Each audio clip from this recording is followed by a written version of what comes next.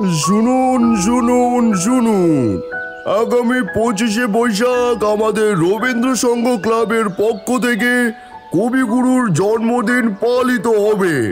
তাই এই উপলক্ষে পাড়ার সকলকে আজ বিকেল 5টার সময় ক্লাব প্রাঙ্গণে মিটিংয়ে উপস্থিত থাকার জন্য অনুরোধ করা হচ্ছে। দাদা, এবারে 25শে বৈশাখে আমি একটা নাচ করব রে। খুব ভালো, আমি তাহলে বীরপুরুষ কবিতাটা বলবো। মামা, তুমি কি করবে? আমি তোদের পারফরমেন্স দেখবো আর হাত তালি দেব। তুমি না খুব মজা করো, বলো না মামা কি করবে? তেমন কিছু ভাবিনি রে, দেখা যাক কিছু চমক দেওয়া যায় নাকি। কি মজা হবে। তাহলে এই সবাই ঠিক হোক, আগামী 25শে বৈশাখ আমরা কিভাবে উদযাপন করব। ওই দিন কিন্তু সবাই নির্দিষ্ট সময়ে ক্লাব মাঠে উপস্থিত হতে হবে। আমি রবি ঠাকুরের জন্য মালা নিয়ে উপস্থিত হব। তুবলু কবিতা বলবে ঠিক করেছে, আর টুকায় নাচ করবে। সে তো দারুণ ব্যাপার। তবে হ্যাঁ, আমার আসতে একটু দেরি হতে পারে, তোমরা চিন্তা করো না। আচ্ছা ঠিক আছে, তাহলে আজকের মতো সবাই এখানেই শেষ হলো। বুঝলি বিকাশ, এবার কিন্তু আমাদের রবীন্দ্র সংঘ ক্লাব খুব ধুমধাম করে কবিগুরুর জন্মদিন পালন করছে। একদম ঠিক বলেছিস, আমরা আশেপাশের সব পাড়ার লোকজনকেও নিমন্ত্রণ করেছি, অনেক ভিড় হবে। নাচ গান কবিতা নাটক এই সব মিলিয়ে গোটা ব্যাপারটা দারুণ হবে। আরে আমাদের গোটা পাড়ার কাছে এটাই তো এবারে সেরা আকর্ষণ গো কাকা, সবাই তো এটা নিয়ে আলোচনা করছে।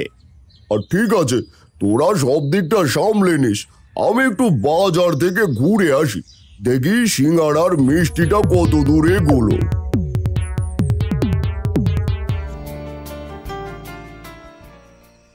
কানাই, আমার মেকআপটা যেন ঠিকঠাক হয়। এই তুমি আমার উপর বিশ্বাস রাখো, তোমাকে দেখে মনে হবে যেন রবি ঠাকুর স্বয়ং এসেছেন গান শোনাতে। ওরে, এটা যদি হয় তাহলে তোকে পেট চুক্তিতে মিষ্টি খাওয়াবো, কথা দিলাম। আরে গত মাসে একটা নাটকে একজনকে রামচন্দ্র সাজিয়ে দিয়েছিলাম, নাটক শেষে তো তাকে প্রণামের লাইন পড়েছিল। আচ্ছা বুঝেছি, আমি আজ পুরো রবি ঠাকুর হয়ে যাব, কেউ চিনতেই পারবে না, তাই তো? একদম। এত নড়াচড়া করো না তো। ওরে, চুল দাড়িতে তো মাথা গাল সব চুল করছে। প্রথম প্রথম একটু ওইরকম হয়, তারপর বুঝতেও পারবে না ওগুলো নকল লাগানো। দাঁড়া, তাও একটু মাথাটা চুল কেনে। এরকম করলে হবে না কিন্তু। আচ্ছা ঠিক আছে, নে এবার ফাইনাল করে সাজিয়ে দে তো। এই নাও, মেকআপ কমপ্লিট, আয়নাতে দেখে নাও নিজেকে। হ্যাঁ দেখা নাই, তুই তো চমৎকার সাজিয়েছিস, কিন্তু চুল দাড়ি আবার খুলে যাবে না তোরে? এই টানলেও খুলবে না, এই লোশনটা রাখো, এটা লাগিয়ে তারপর দাড়ি গোপ খোলা যাবে। এই নে তোর মজুরি, আর যদি আমায় কেউ চিনতে না পারে তাহলে আমি পরশুদিন এসে তোকে মিষ্টি খাওয়াবো। আচ্ছা আজ তবে আসি।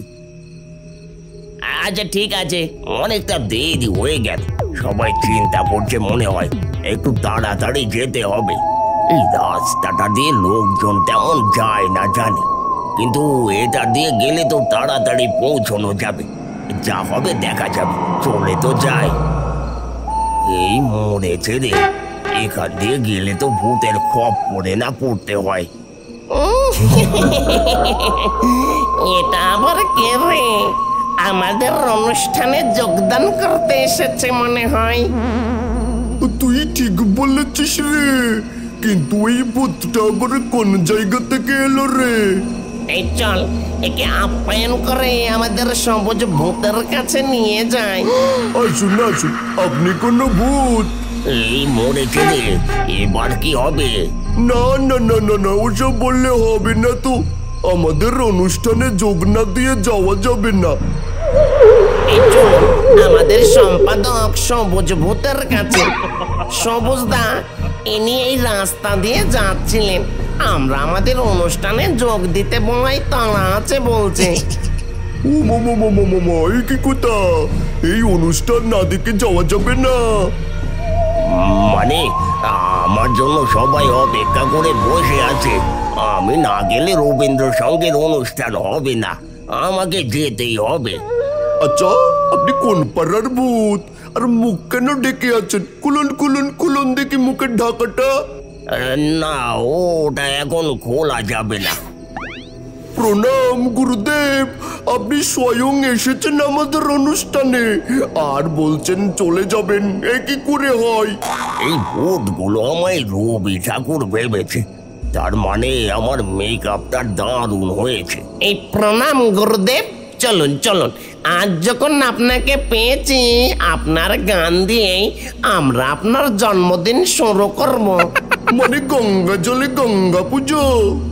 এবার পরিচয়টা দিয়েই দি, আমি কবিগুরু নই গো, আমি হলাম বল্টু মামা। আমি আজ কবিগুরু সেজে রবীন্দ্র সঙ্গে যাচ্ছিলাম, দেরি হলো বলে এই পথে ভুল করে ঢুকে পড়েছে, আমায় ছেড়ে দাও। না না না না না, সে কথা বললে তো আমরা শুনবো না। বল্টু মামা যখন কবিগুরু সেজেছ, গান তোমায় গাইতেই হবে, না হলে তোর ঘর মটকাবো। এই মেরেছে রে, আমি কি গান গাইতে পারি? এবার আমাদের অনুষ্ঠান শুরু হবে। আমাদের মধ্যে উপস্থিত হয়েছেন স্বয়ং গুরুদেব। এবারে কবিগুরুকে গলায় মালা পরিয়ে দেবেন আমাদের সম্পাদক মহাশয়। হারে দে দে দে দে আমায় ছেড়ে দে দে দে দে, এই যেমন ছাড়া বনের পাখি মনের আনন্দে দে, হারে দে দে দে দে আমায় ছেড়ে দে দে দে দে। বাবা বাবা বাবা বাবা, এই তো দারুণ হলো, অনুষ্ঠান পুরো জমে গেল। এবার তাহলে আমি আসি, আমাকে অন্য জায়গাতে যেতে হবে।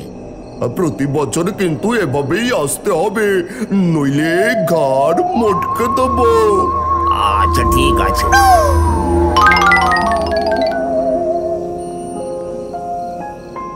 এই দাদা, অনুষ্ঠান তো প্রায় শেষ, কিন্তু মামা কোথায় গেল রে? সেটাই তো ভাবছি। আমাদের মাঝে রবি ঠাকুর, এটাকে স্বপ্ন দেখছি আমরা।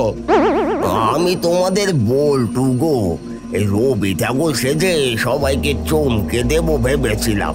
হ্যাঁ তাই তো, আমরা তো চিনতেই পারিনি একদম। কিন্তু এত দেরি কেন তোমার? এই বলছি,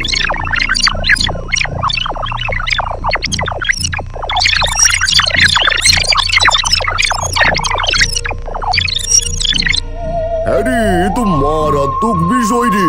যাক বাবা, আমাদের পাড়ার ছেলে সুস্থভাবে ঘরে ফিরেছে, এটাই বড় ব্যাপার। এসে যখন পড়েছ, ওই একই গান গেয়ে কিন্তু আজ অনুষ্ঠান শেষ হবে। আবার গান? গাও না গানটা। আচ্ছা, সবাই যখন বলছো তাহলে সবাই শোনো। এই হারে দে দে দে দে আমায় ছেড়ে দে দে দে দে, যেমন ছাড়া বনের পাখি বনের আনন্দে দে, হারে দে দে দে দে আমায় ছেড়ে দে দে দে দে।